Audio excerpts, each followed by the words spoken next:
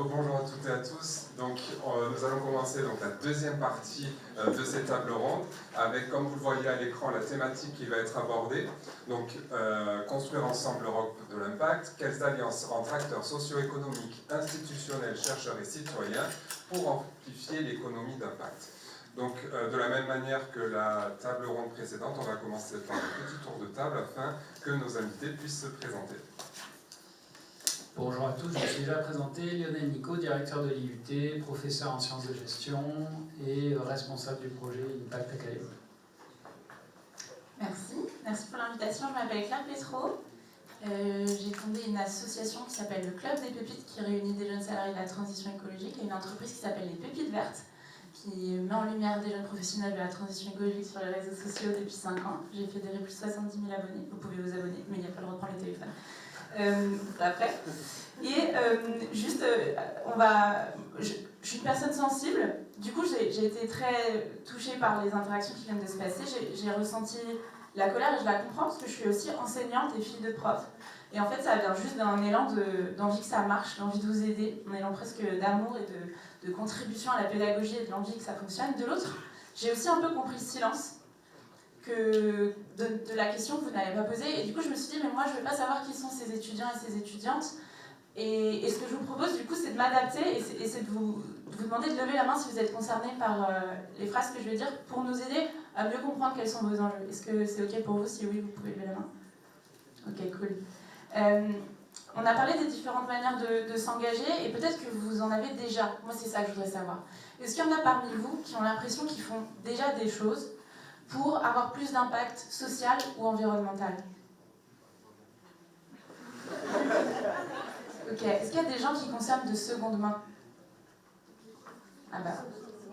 Ok. Est-ce qu'il y a des gens qui aident des membres de leur famille en ce moment parce qu'ils ont besoin d'un petit coup de pouce ou des amis? Ok. Est-ce qu'il y a des gens qui cherchent des stages sur des sujets plutôt humains, RH, sociétaux?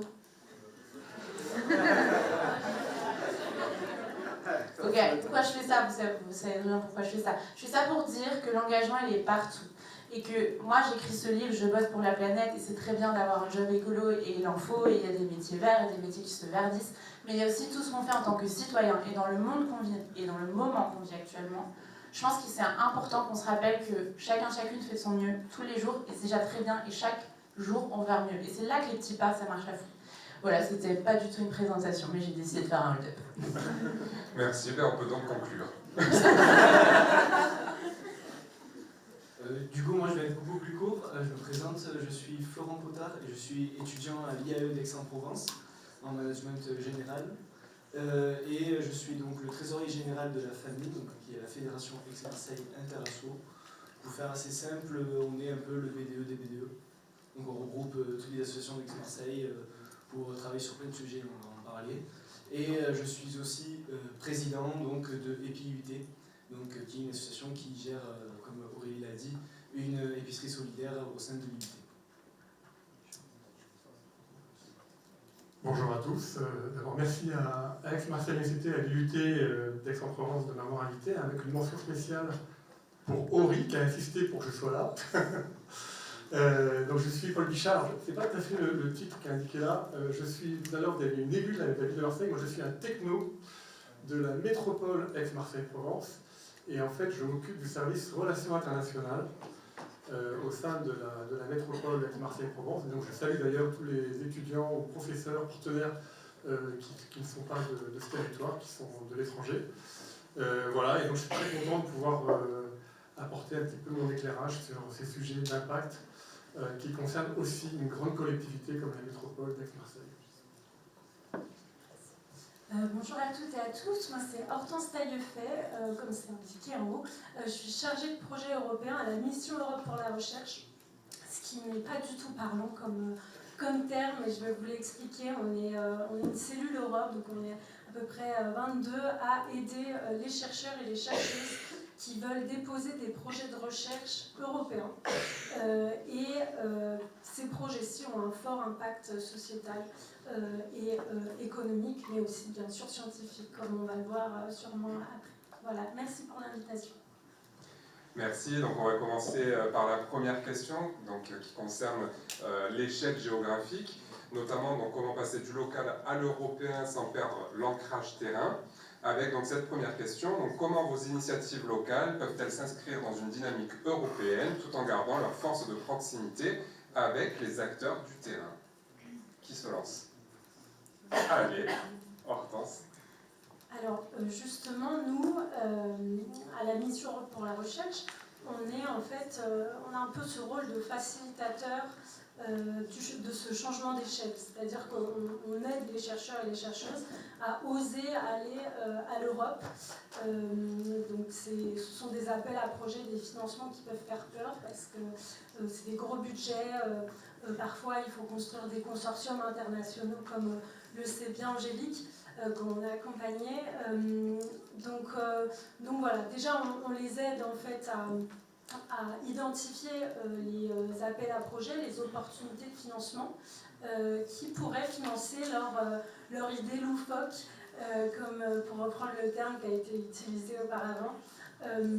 Donc voilà, on essaye de les accompagner au mieux pour trouver des financements. Et une fois trouvés, en fait, on les accompagne aussi dans le montage de leurs projets sur divers volets, donc administratifs, budgétaires, mais aussi dans la rédaction. Pourquoi, en fait, je pense qu'on vous parle de ces appels à projets de recherche européens? C'est justement parce qu'ils ont un fort impact social et économique. Et c'est d'ailleurs là, en fait, à l'échelle européenne, que réside une grosse partie du budget en fait, alloué à la recherche et l'innovation. Pour vous donner un ordre d'idée, le programme cadre actuel qui finance donc la recherche à l'échelle européenne est de 95,5 milliards d'euros pour 7 ans. Et les appels à projets qui ont donc ce fort impact sociétal et économique représentent plus de la moitié du budget. Alors concrètement, comment ça prend forme? Pour reprendre un peu des thématiques qui ont été exposées auparavant, par exemple, ce sont des appels qui financent des idées de chercheurs qui veulent justement réformer en fait l'industrie du textile. Il y a des appels à projets qui financent ça pour des industries de textile innovantes et durables surtout, mais aussi par exemple tous les enjeux de tourisme durable, éviter qu'il y ait trop de touristes au même endroit, ça peut avoir un impact néfaste, donc il y a beaucoup de projets qui sont financés. Voilà. Comment changer d'échelle déjà en étant accompagné, comme ça a été dit par les interlocuteurs, mais aussi ce changement d'échelle ne veut pas dire renier le terrain, en fait le local. Il y a beaucoup de projets, nous actuellement, et d'ailleurs il y en a un qui est un très bon exemple qui s'appelle le projet Fairville, dans lequel en fait l'objectif c'est de trouver des solutions aux inégalités urbaines et au déficit démocratique dans les villes. Et donc dans ce projet-ci, l'objectif, ça a été notamment de construire des city pilotes, ils appellent ça, où il y a 7 villes qui allient à la fois des équipes de recherche, mais aussi des acteurs locaux, donc les municipalités, les ONG, associations, avec des instances européennes pour répondre à ces défis. Donc voilà, c'était pour... j'espère que j'ai répondu un peu à la question quand même. Oui, merci. C'est une bonne question. L'Europe est évidemment aujourd'hui un niveau essentiel pour répondre à un certain nombre de défis globaux. Alors, au niveau de la métropole Aix-Marseille-Provence, nous sommes un établissement public de coopération intercommunale qui a été créé il y a assez peu de temps, puisqu'il a été créé en 2016, qui rassemble 6 intercommunalités et qui a été créé justement à la demande à la fois de l'État et des acteurs économiques et sociaux, parce que les défis que ce territoire devait rencontrer étaient des défis qui devaient être réglés à une échelle métropolitaine.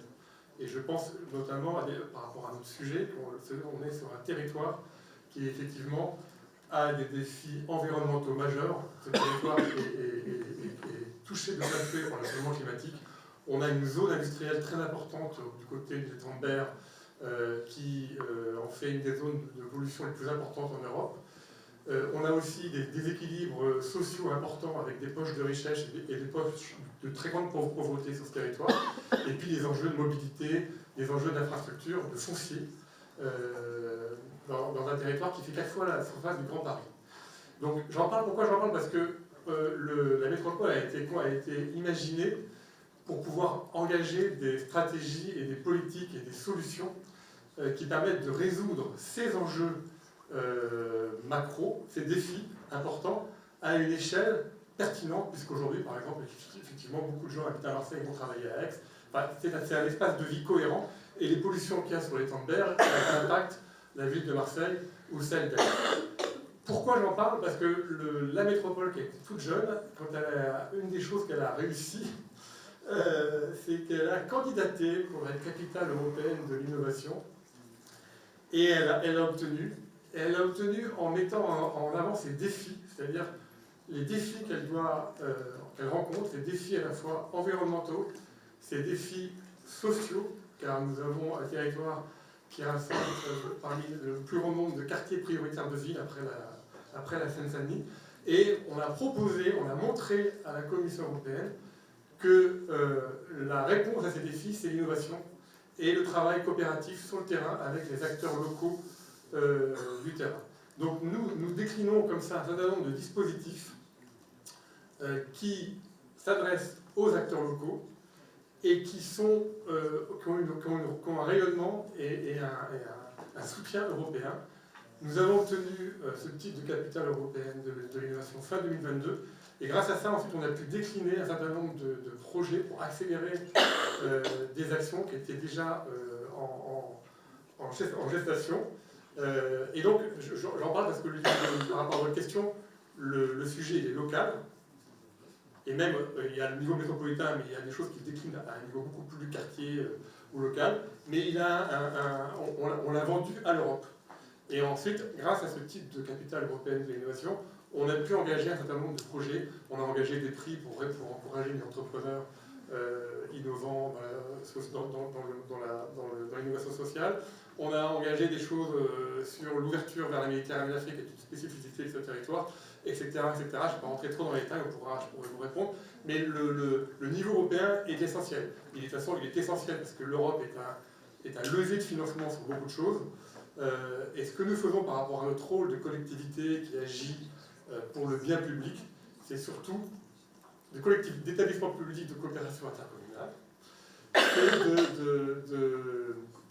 de partager, avec notamment cette compétence innovation, qui est une compétence importante fixée par la loi. Nous avons développé des outils comme le Club Innov-Provence, qui est un outil qui rassemble un certain nombre d'acteurs, 300 acteurs de l'innovation. Nous avons aussi un laboratoire des possibles sur la compétence cohésion sociale.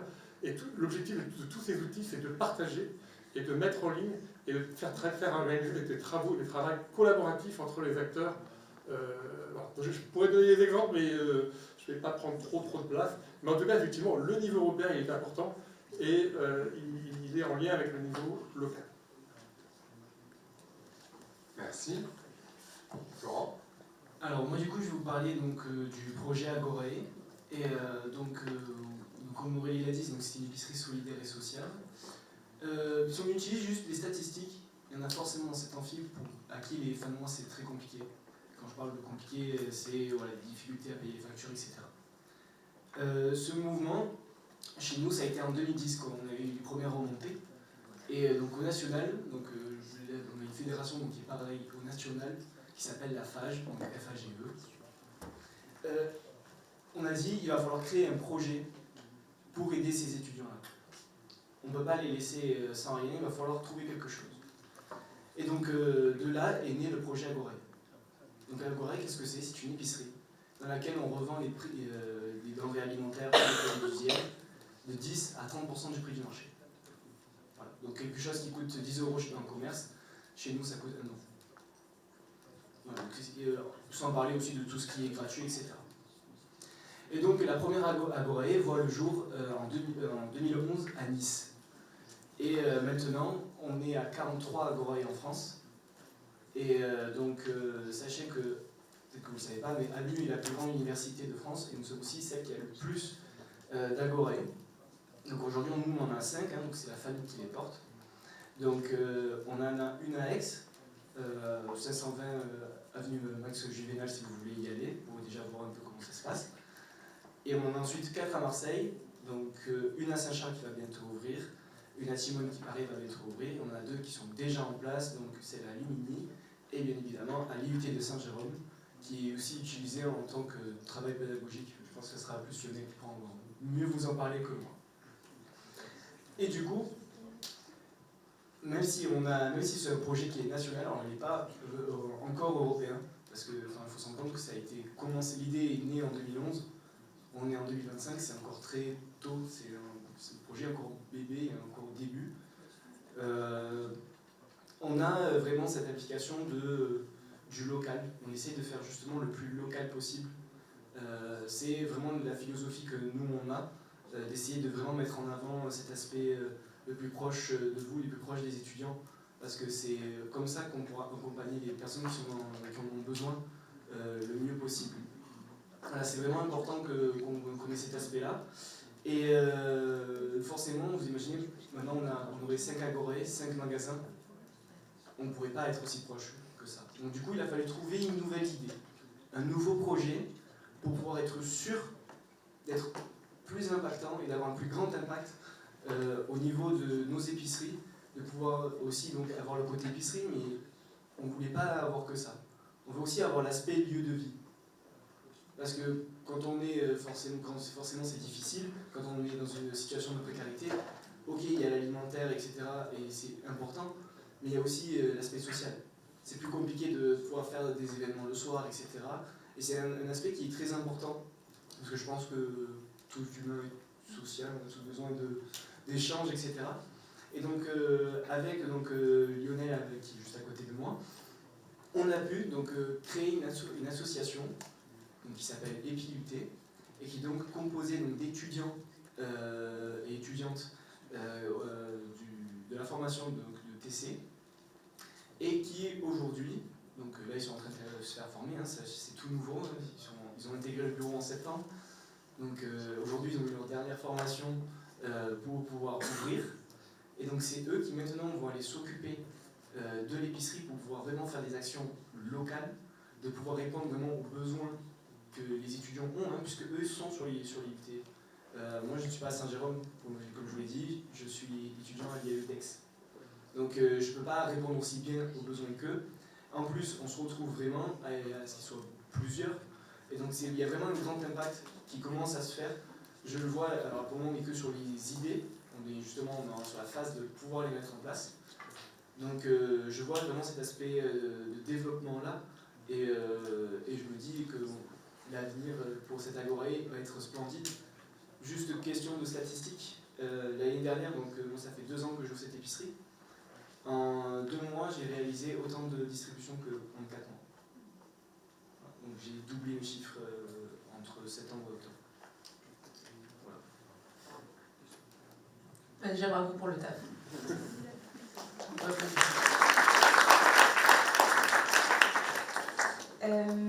Le sujet du passage à l'échelle quand on est entrepreneuse, il est passionnant, mais il est aussi très difficile. En fait, Impact Academy, juste, je regardais le nombre de langues, c'est une plateforme avec une coalition qui dit la même chose, mais à des personnes tellement différentes, dans des langues tellement différentes, qu'il faut vraiment avoir en tête que c'est hyper complexe et compliqué. Et je le comprends maintenant que moi-même, j'ai dû lancer des projets, notamment une association, qui est partie d'une idée que j'ai eue dans ma chambre pendant le confinement en 2020, et qui aujourd'hui fédère 300 jeunes dans 10 antennes avec 20 bénévoles et un bureau de 8 personnes. Et du coup, ce que je voulais vous partager quand j'ai lu cette question, c'est juste vous expliquer comment j'ai fait pour comprendre les enjeux de l'échelle. Parce qu'en fait, je crois que j'ai compris les enjeux de l'échelle juste avec mon expérience de citoyenne. Dans le sens où, je vous l'ai dit, je suis originaire du Maine-et-Loire, d'une petite ville, et à 18 ans, j'ai réussi à passer les concours de Sciences Po et je me suis retrouvée à Paris. Et le changement d'échelle, il a été hyper violent à vivre. Et genre, j'ai pas compris ma vie, parce que j'étais genre quelqu'un à Segré, j'étais nobody à Paris.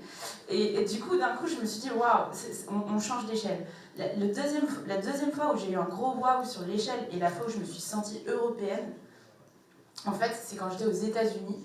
J'ai eu la chance pour ma 3e année d'aller étudier là-bas et de me retrouver avec beaucoup d'Allemands, d'Italiens. Et en fait, c'est là-bas que j'ai compris à quel point on avait une culture européenne qui consistait très simplement à aimer la bonne bouffe et à avoir des amis qu'on a envie de revoir le lendemain. Pardon pour les clichés sur les Américains, mais c'était hyper puissant de voir que j'avais une culture commune avec des personnes juste parce qu'on avait envie de partager des choses et qu'on avait des valeurs en commun, en fait. Et du coup, en rentrant, et quand j'ai commencé à lancer mes projets entrepreneuriaux, j'ai identifié 3 leviers qui, je pense, permettent le passage à l'échelle. Le premier, c'est s'assurer avant de lancer quelque chose qui va grandir, de prendre le temps de clarifier la vision, la mission, les valeurs et la culture. Si on n'a pas ça et une espèce de base, de socle de commun au tout début, au moment du scale, comme disent les gens de la Startup Nation, en fait, ça va forcément impacter et ça va être pas assez stable. La deuxième chose que j'ai identifiée quand j'ai lancé l'association, c'est que c'était très important d'avoir des process et des outils digitaux qui soient bien organisés pour pouvoir vraiment s'assurer du passage à l'échelle. Et en fait, les outils digitaux et numériques, parfois, c'est un peu la partie longue, lente et pas très rigolote, mais si on la travaille bien avant, le numérique, il est beaucoup challengé sur son impact environnemental et l'IA aussi, évidemment, mais ça peut quand même être des super outils pour faire passer à l'échelle la solidarité et l'environnement et le réseau local que ça peut permettre. Donc ça, c'est la deuxième chose, les process, et ça va avec la formation. Je pense que le passage à l'échelle, il ne peut pas avoir lieu si nos ambassadeurs et ambassadrices locaux ou nos porte-paroles des projets, ils n'ont pas été formés à la brique 1 que j'avais dit de valeur, mission, vision. Et la troisième chose, c'est comment laisser des espaces d'autonomie et de créativité pour les différences locales. C'est-à-dire que le but, moi, chaque fois, je viens de Paris, je traverse toute la France et on est là, voilà la parisienne qui va nous raconter des trucs, on me déteste, je suis désolée si vous me détestez. Mais à chaque fois, je suis en mode, en fait, Claire, t'es pas une parisienne, t'es une citoyenne qui va à la rencontre de plein de territoires différents pour comprendre comment ça fonctionne, découvrir des projets de ouf d'étudiants et d'étudiantes. Et du coup, le 3, il est hyper important quand on passe à l'échelle, il faut laisser de l'espace d'autonomie et de créativité pour la différence, pour que chacune puisse s'emparer. Et en fait, moi, j'ai fait un master communication et du coup, ce que j'ai vraiment appris, c'est de la contrainte mais la créativité. Donc, si on crée un périmètre de valeur, mission, d'action assez précis, alors à l'intérieur, ça va être hyper facile et beaucoup plus possible pour les gens d'entreprendre et de porter des initiatives. Donc un dernier mot qui m'est vraiment venu, que j'ai écrit quand je t'écoutais, c'est l'enjeu de la proximité et du lien social et de rester connecté, même quand on passe à l'échelle. Si on perd en fait le lien humain et qu'on met que juste de la tech et du numérique et qu'on ne peut plus à se parler entre humains, là c'est un gros risque, je crois.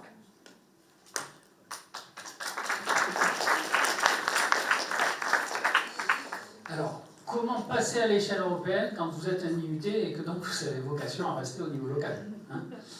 Donc, en fait, pour répondre à cette question, et je pense que la réponse nous concerne tous par certains aspects, vous devez être inspirant. Être inspirant, ça veut dire quoi?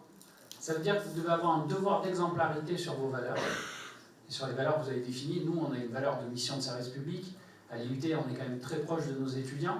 Donc, Maman Palmero vous a mis la fessée tout à l'heure, mais c'était pour la bonne cause, et c'est comme ça qu'on vous fait progresser. Et il faut surtout ne pas respecter les limites. Qu'est-ce que je veux dire par ne pas respecter les limites? Je vais vous faire un petit historique rapide de votre IUT, vous allez comprendre. En 2012, il n'y a pas d'IUT d'Aix-Marseille.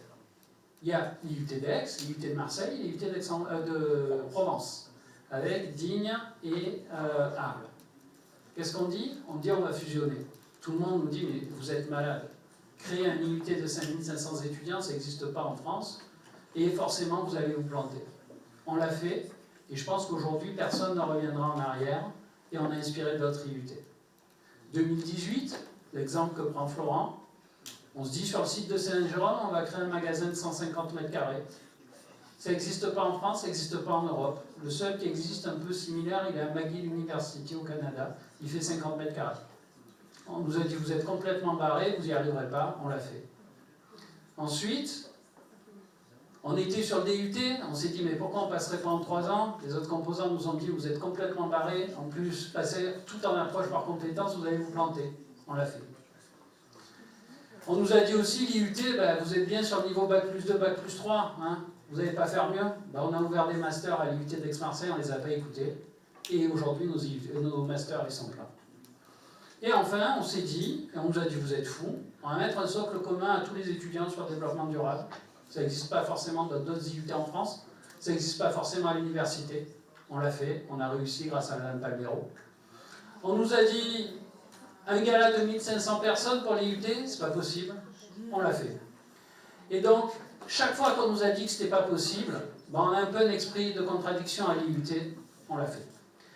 Et si on avait écouté toutes ces personnes bienveillantes qui nous disaient à chaque fois « ne faites pas ça, c'est trop compliqué, vous n'allez pas y arriver, etc. », on n'aurait rien fait.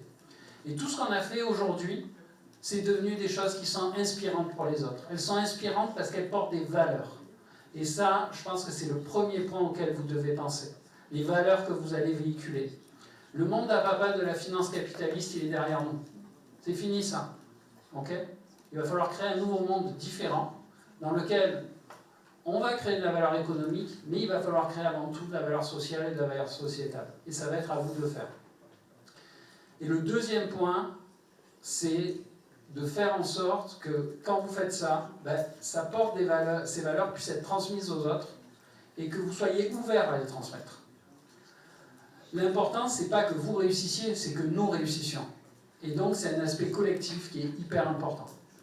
Donc voilà comment on passe à l'échelle quand on est un IUT au départ, fragmenté, et qu'on devient une référence maintenant pour l'enseignement par la technologie au niveau national, et où même des universités coréennes viennent nous visiter pour savoir comment est-ce qu'on se débrouille au niveau de l'IUT d'Aix-Marseille. Voilà. Merci. Alors la prochaine thématique qu'on va aborder, c'est la mutualisation des outils et des données. Donc avec comme question, quels bénéfices concrets voyez-vous à partager outils et données entre acteurs de l'économie d'impact et quels freins faut-il encore lever pour que cela devienne une réalité? Qui veut prendre la parole? Allez, en France. Alors, la mutualisation en fait, des données, des données de recherche, du coup en l'occurrence, mais aussi des outils et des résultats de la recherche, en fait, c'est quelque chose qui est obligatoire dans les projets de recherche européens. Pourquoi? Parce que en fait, l'objectif, c'est vraiment que la recherche européenne soit un bien commun, en fait, ouvert à toutes et à tous, qui peut être réutilisable, accessible et de façon transparente et gratuite. Donc, ce qui se passe quand un chercheur ou une chercheuse veut déposer un projet, c'est que déjà, on dit toujours les publications doivent être en accès libre. Et il faut aussi que les données soient partagées et bien référencées. Pour ça, on construit un processus assez complexe qui s'appelle un data management plan, mais je ne vous épargne les détails. Mais ce qui est très important, en fait, c'est que pourquoi cette mutualisation des données est très importante à l'échelle européenne, c'est déjà pour ce bien commun, qui est les résultats de la recherche produite, mais aussi pour pas déjà financer aussi des choses qui ont déjà été financées. C'est pour vraiment maximiser l'impact donc des fonds européens et des projets qui ont été financés. Pourquoi? Parce que, par exemple, les résultats d'un projet construit localement, s'ils sont partagés, si les données sont mutualisées, peut être reproduit ailleurs, donc des méthodologies, par exemple, retransposables ailleurs. Donc voilà, pour nous c'est très important donc à l'échelle européenne et quand on accompagne les chercheurs et les chercheuses dans les projets européens, on explique tout le temps pourquoi c'est important, autre que tout le process administratif que ça implique pour les chercheurs et les chercheuses. Oui, pour compléter, quand on veut traiter des sujets qui sont d'impact ou des sujets pour essayer d'accompagner les quartiers difficiles. On gère de la complexité. On est sur la complexité. Et donc la complexité, ça suppose qu'on partage les éléments qui composent cette complexité. Donc au niveau d'une institution comme la métropole, qui a un peu des fonctions stratégiques, les outils que l'on essaye de développer, ce sont effectivement des outils de mutualisation et de partage, afin que les acteurs entre eux s'inspirent, se connaissent mieux, et que tous les appels à projets, les solutions de financement, aussi les initiatives qui peuvent être prises par les uns et les autres soient connues. Alors pour cela, on a développé des outils. Alors concernant l'innovation, j'ai parlé tout à l'heure du Club Innov Provence qui rassemble l'écosystème des acteurs de l'innovation et qui essaye de partager tous les parcours et les cadres qui permettent à des entrepreneurs de se développer. Mais on a aussi mis en place ce qu'on appelle la plateforme de l'innovation, qui est un outil qui met en ligne tous les appels à projets qui peuvent intéresser, qui soient d'ailleurs du territoire ou qui viennent de l'extérieur, et même parfois ça vient de l'international, qui peuvent concerner les entrepreneurs ou les porteurs de projets exactement, qui veulent développer des projets. Donc c'est une fonction importante. Côté innovation, on a aussi mis en place des rencontres habituelles, des rencontres régulières qui s'appellent les Meetup Provence, où les entrepreneurs peuvent pitcher et présenter leurs projets, et donc rencontrer, être informés des données, des possibilités, des financements qui existent. Ça, c'est pour le volet innovation. Sur la partie, l'une des compétences de la métropole, qui fait partie de la cohésion sociale, on a aussi mis en place ce qu'on appelle tout un outil de partage pour que les acteurs s'inspirent, se connaissent, se mutualisent. Et ça a abouti notamment à la mise en place d'un fonds d'innovation sociale qui lance des appels à projets régulièrement et qui partage à l'ensemble de la communauté qui intervient dans les quartiers prioritaires les solutions, les dispositifs, les données disponibles pour entreprendre, pour proposer des projets. Donc c'est effectivement un sujet essentiel. Et sur un des petits sujets, moi, que j'aime bien, puisque c'est un petit peu le cœur de mon métier, c'est le travail du partenariat avec la Méditerranée et l'Afrique, on travaille aussi pour que les acteurs qui travaillent sur ce partenariat avec la Méditerranée et l'Afrique, et sur le territoire, rien que sur le volet économique, on a bien 35 acteurs engagés sur le sujet, pour qu'ils se connaissent, ils se fédèrent, ils mutualisent leurs énergies, et ils travaillent ensemble. On a créé comme ça une démarche qui s'appelle la démarche Provence Africa Connect. Et on a pu, grâce d'ailleurs à la capitale européenne de l'innovation, on a pu engager des projets concrets comme un programme qui s'appelle le Soft Landing Provence Africa Connect, qui fédère un grand nombre d'acteurs du territoire et qui permet à des entrepreneurs méditerranéens et africains qui ont besoin, qui souhaitent se développer en Europe, de le faire de manière accompagnée et coordonnée sur notre territoire. C'est des exemples, mais c'est juste pour dire que le travail collectif, c'est l'essence même de l'action publique et de la réussite de projets que l'on peut engager. Et bien sûr, la cible, c'est d'abord les entrepreneurs, les acteurs du territoire qui sont les premiers intéressés par ce type de problématique. Voilà. Et je précise un petit sujet, si vous me permettez. Notre DGS dit tout le temps que la métropole, c'est une start-up de 8000 collaborateurs. Mais c'est juste pour dire par rapport au fait qu'effectivement, on est une institution un peu nouvelle, un peu, pour ne pas le dire, un peu compliquée. Ce qui est intéressant, pour revenir à ce qui a été dit, c'est qu'il faut aussi permettre la créativité et l'initiative au sein même des acteurs que compose cette collectivité. Et donc, il faut partager aussi les données. Et par rapport à ce partage de données, on a créé, suite à la capitale européenne de l'innovation, un laboratoire interne d'innovation qui permet justement, par rapport aux différentes composantes de la métropole, ces différentes compétences, ces différentes directions, de proposer des initiatives et de faire valoir les expertises qui existent au sein de cette institution. Voilà. Merci. Bon. Et du coup, moi je vais reprendre donc, du coup sur les agorae forcément. Et nous il y a eu, pour vous mettre un peu dans le contexte, donc l'inauguration a eu lieu en 2022. 2023-2024, nous côté famille, on voit qu'on est en difficulté pour l'ouvrir. Quand je vous dis en difficulté, sachez ouvrir une épicerie, c'est très dur, il y a beaucoup de choses à faire avant, en amont. Pour 2 heures d'ouverture, surtout pour les premières heures, il faut se dire qu'il faut au moins 6 heures de préparation. Parce qu'il y a les commandes à passer, il y a les dossiers à faire pour les accompagner, etc. Et tout cet ensemble-là. Donc 2023-2024, nous, côté famille, ça a été très difficile, on a fait du mieux qu'on a pu, mais le résultat n'était pas satisfaisant. J'arrive en 2024-2025, un ancien étudiant de l'IUT, c'est pas possible pour moi, l'agorae doit ouvrir. Pour moi, l'agorae qui va aider principalement les étudiants de l'IUT doit ouvrir.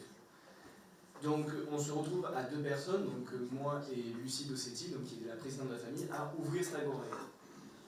On fait 2 ouvertures par semaine, ce qui est donc assez conséquent, mais à la fin, courant avril, on voit qu'on commence vraiment à être épuisé.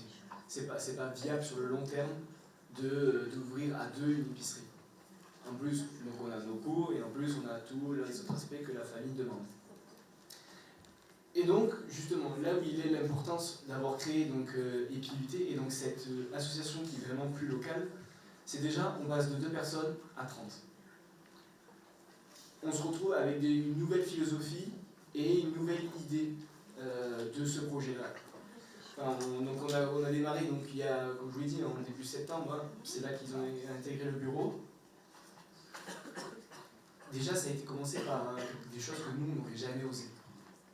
Donc si vous voulez, par curiosité, regardez donc, après la conférence, parce que les téléphones sont interdits, mais vous pouvez regarder donc, les agorae qu'on a, donc l'agorae d'Aix-en-Provence, etc., ou de Lumini, et regardez celle de Saint-Jérôme. Une nouvelle communication totalement refaite. C'est des nouvelles idées qui sont plus impactantes, qui vont être plus locales. Alors forcément, au début, nous, ça nous a fait peur, parce qu'on s'est dit, mais est-ce qu'ils ont compris le projet agorae? Est-ce qu'ils ne vont pas aller autre part? En fait, après, on prend le recul et on se dit, ok, on va les laisser faire, on va les laisser aller plus loin que ça, pour qu'ils aient vraiment l'impact que nous, on veut qu'ils aient au sein des étudiants. Donc il y a eu forcément, hein, je ne dis pas que tout a été simple, il y a des moments qui sont encore difficiles parce que forcément vous êtes des étudiants, vous avez l'habitude de travailler, d'étudiants en tout cas dans des côtés qui vont être plus professionnels. Nous on est dans le monde de l'associatif et donc l'antenne que nous on représente au niveau du territoire, il y a eu forcément des moments où la communication c'est compliqué parce qu'on ne parle pas le même langage spécialement. Mais voilà, donc on a continué, on a passé les échelons un par un, et donc rapidement, ils ne vont pas tarder à faire les ouvertures, et bientôt je prends la retraite de l'agorae, j'en serai très fier. Merci. J'ai une dernière petite question pour vous, si vous êtes OK. On parle d'économie et d'impact. J'aimerais savoir, à main levée, qui sont les personnes plutôt pessimistes quant au futur de l'économie?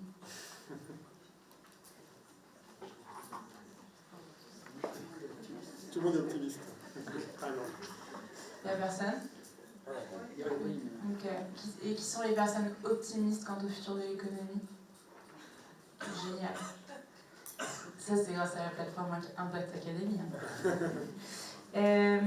Moi aussi, je suis dans l'équipe optimiste parce que j'ai l'impression, on vit des multicrises qu'on s'est épargné de nommer, parce qu'on les connaît, mais que ce soit environnemental, que ce soit sociétal, démocratique, c'est quand même complexe ce qu'on vit en ce moment. Et en même temps, on n'a jamais eu autant accès à la connaissance, à l'information. Et les réseaux sociaux, que moi je vais critiquer à plein d'endroits sans aucun souci, même si je suis créatrice de contenu, ont d'une certaine manière quand même un peu sensibilisé sur ces sujets-là. Et du coup, le sujet de l'accès et de la mutualisation de la connaissance, pour moi, il fait vraiment partie des leviers qui vont permettre l'action. Et après, ma croyance sur ce sujet-là, c'est dans des MOOC, dans des plateformes comme Impact Academy, dans mon site, j'ai fait un QR code où j'ai référencé toutes les plateformes pour trouver un job à impact, d'autres MOOC encore, donc je vais devoir référencer le vôtre, que je ne connaissais pas encore, pour pouvoir se former sur ces sujets-là. Enfin, en plus de ça, vous avez des modules dédiés dans vos cursus, donc je trouve ça trop cool. Et j'ai quand même fait un bouquin, et je vais faire une seconde la pub du livre, et si, je vais faire une blague de vieille. Est-ce que vous connaissez les livres? Non, je rigole, je vais pas faire ça. Non, je vais faire, non, mais dans le sens où on n'a jamais aussi peu acheté de livres. Alors je sais que ça va avec le sujet du pouvoir d'achat pour le coup, et que la précarité enchaîne sur le fait qu'on ait moins de budget pour les loisirs, mais prendre des bouquins, lire des essais, écouter des podcasts et qui peuvent renvoyer vers des livres, etc., c'est quelque chose que je peux vous inviter à faire juste parce que ça fait du bien parfois juste de débrancher un peu. Je le sais, je suis tout le temps sur mon téléphone, c'est mon métier, et dès que je lis un livre, ça me repose. Et voilà, j'ai 30 ans, donc je commence à faire un peu des rêves. Je sais pas si je suis une jeune vieille ou une vieille jeune, vous me direz à la fin, mais lisons des livres. Lisons des livres. Ok, je vais faire très court pour cette question. Étant enseignant-chercheur, forcément, partager la connaissance, c'est un peu la base pour nous. Hein. On est là pour créer la connaissance et puis pour la partager. Ça va de soi que la connaissance doit être partagée et elle doit être partagée gratuitement. Parce que c'est comme ça, et c'est un des ODD, des objectifs de développement durable, d'éduquer la planète. Et c'est comme ça qu'on s'en sortira collectivement. Le seul point de vigilance sur lequel que je vous mets, c'est vérifier vos sources, la fiabilité de la connaissance qu'on vous partage. Et aujourd'hui, le risque quand même, c'est que la connaissance soit créée par l'IA. Alors j'ai rien contre l'IA du tout, hein. Je pense que c'est un bon outil. Mais par contre, quand l'IA va créer de la connaissance pour l'IA, ben, ça ne sera plus de la connaissance. La connaissance, il faut qu'elle vienne quand même au début de la recherche, notamment. Et le deuxième point, c'est que la connaissance toute seule, elle ne sert à rien. Et pour finir, je vais rebondir sur ce qui a été dit sur la table ronde précédente. Bougez-vous, rentrez en action, engagez-vous, ne restez pas passif, parce que c'est que comme ça que vous allez apprendre. Vous filez de la connaissance comme on fait en cours. Si derrière, il n'y a pas des actions concrètes pour les mettre en œuvre, voilà, comme on le fait sur l'Agora, mais il y a plein d'autres exemples à travers les SAE, ben derrière, elle ne sert à rien. Voilà. Donc mobilisez-la pour l'action. Merci beaucoup. Quelques mots-clés qui sont ressortis, être impactant, les initiatives, l'innovation, la mutualisation, le partage. Donc avant de passer à un petit temps d'échange de questions, on va laisser la parole à Chloé, donc notre facilitatrice graphique, qui a réalisé donc une superbe fresque pour bien synthétiser en quelques mots ces échanges. Je reprends la suite. Alors, deuxième table ronde, on a parlé ensemble de l'Europe de l'impact. Comment construire ensemble l'Europe de l'impact. Et du coup, on a parlé de changement d'échelle, comment passer du local à l'européen. Hortense nous a parlé de son rôle de facilitateur au changement d'échelle, en aidant les porteurs de projets à trouver des appels à projets européens, des financements, à aider au dossier de montage de projet. Et dans tout ça, dans le cadre d'accompagnement, et notamment avec un exemple sur le projet Fairville. Et en termes de financement de projets européens, vous nous avez donné l'exemple d'industrie textile innovante et durable, de téléphone durable. L'idée, c'est vraiment de passer des acteurs locaux, effectivement, aux instances européennes. Donc, l'Europe est un levier de financement, on l'a bien compris, notamment au niveau de la métropole, qui gère un projet de vie, en fait, puisque le territoire est touché par le changement climatique, mais également des enjeux financiers, sociaux, environnementaux. Et la réponse à ces enjeux-là, elle passe par l'innovation et par des projets coopératifs. On a eu beaucoup d'exemples sur les projets. Je vous en donne quelques-uns. Club Innov-Provence, les laboratoires des possibles, la plateforme de l'innovation, pardon. Et puis même aller plus loin au-delà des frontières avec le Provence Africa Connect. En tout cas, tout ça pour dire, en termes de solutions coopératives et d'innovation, c'est que le travail collectif est l'essence même de l'action publique. On a ensuite parlé du projet Agorae, qui est un lieu de vie, qui a vu le jour à Nice en 2011, donc une épicerie solidaire, avec des prix qui sont de 10 à 30% du prix du marché pour les étudiants dans le besoin. Aujourd'hui, ils sont 43 en France. Hein, et l'idée, c'est de rester dans l'ancrage local.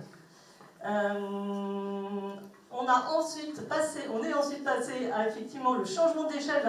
On a pris du recul avec ce que c'était que le changement d'échelle, avec un petit exemple justement, vous êtes passé du Maine-et-Loire à Paris, et notamment ça illustrait un changement d'échelle notamment.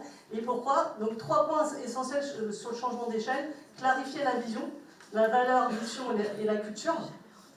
Ça, c'est le premier point. Le deuxième point, c'est des process et des outils digitaux. Avoir accès à ces process et ces outils digitaux et en mode partagé, on va en parler plus tard. Et tout en laissant l'espace d'autonomie à la différence, notamment la différence interculturelle, quelle qu'elle soit, que ce soit au niveau national ou même les différences globalement. Et tout ça porté par la contrainte finalement, puisque de la contrainte naît la créativité, notamment pour clarifier la vision, ça impose de prendre un cadre, et du lien humain pour rester connecté. Je fais une faute d'orthographe, je vais corriger, pour rester connectés tous ensemble. En tout cas, l'idée, sur la partie clarifier la vision, sa mission, etc., c'est de devenir inspirant, donc de partager ces valeurs-là, et au travers de ces valeurs partagées, d'être inspirant dans les démarches qu'on entreprend.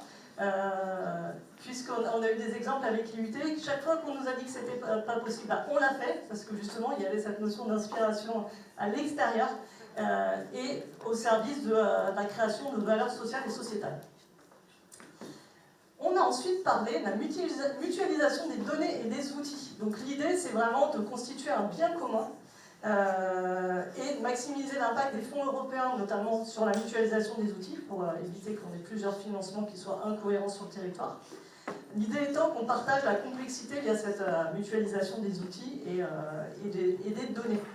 En tout cas, on n'a jamais eu autant accès à la connaissance, notamment grâce effectivement à Internet, des podcasts, on a reparlé des livres, des bouquins, des réseaux sociaux, et avec un petit point d'attention sur le fait que cette connaissance, qu'elle soit gratuite et qu'elle soit fiable surtout, et avec notamment les enjeux de la fiabilité via l'IA.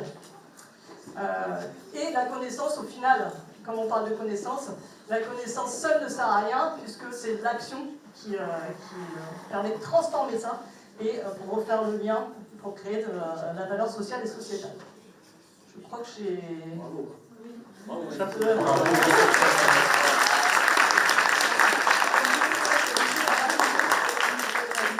Est-ce qu'il y a des questions dans la salle?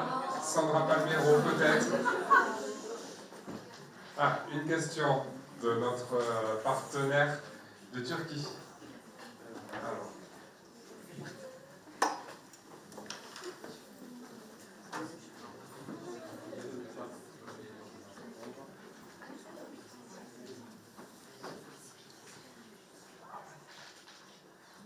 Hello.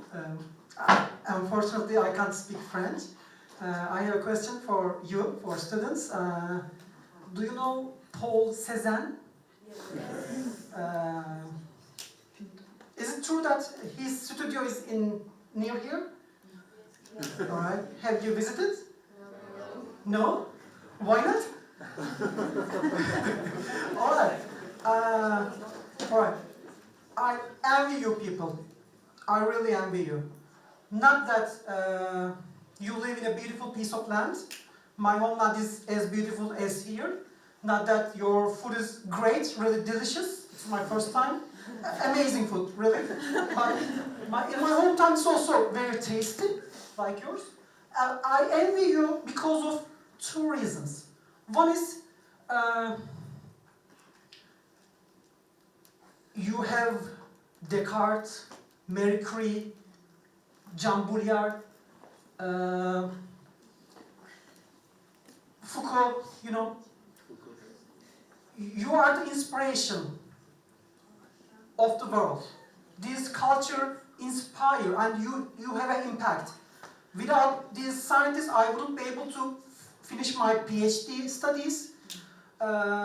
So the other reason is your language. I envy your language because it rhymes. It rhymes like a poem. Really, of course, you know, in national, international treaties signed in French, because it is, precise, unique, no room for misunderstanding. So please value what you have and continue to inspire us, because we need French for that impact and inspiration. Thank you.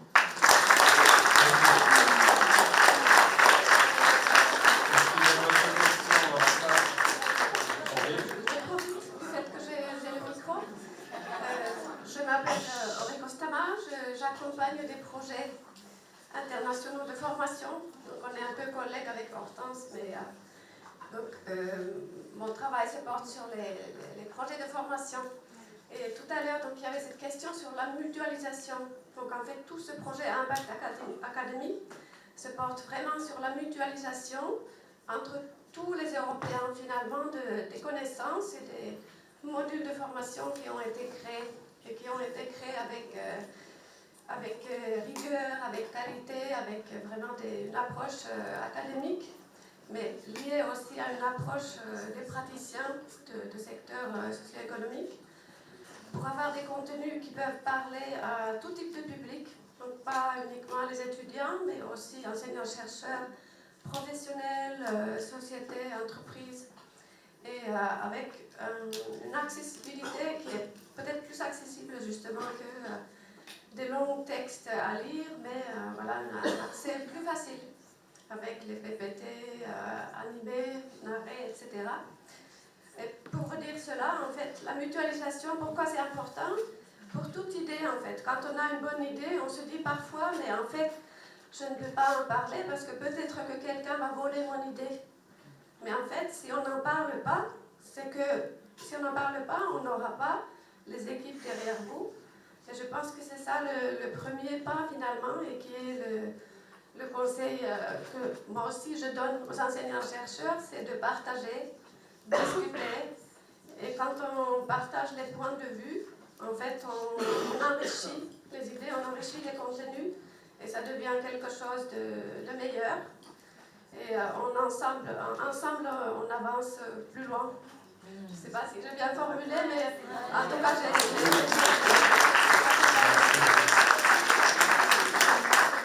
Merci beaucoup. Donc, pour conclure ces deux tables rondes, donc déjà on remercie très chaleureusement toutes ces personnes donc, aux deux tables rondes qui sont venues témoigner et partager leur expérience. Et nous remercions également tous nos partenaires qui sont venus donc, en présentiel jusqu'ici. Donc, ils viennent de Turquie, de Macédoine, d'Espagne, d'Italie, de Belgique. Merci pour votre présence.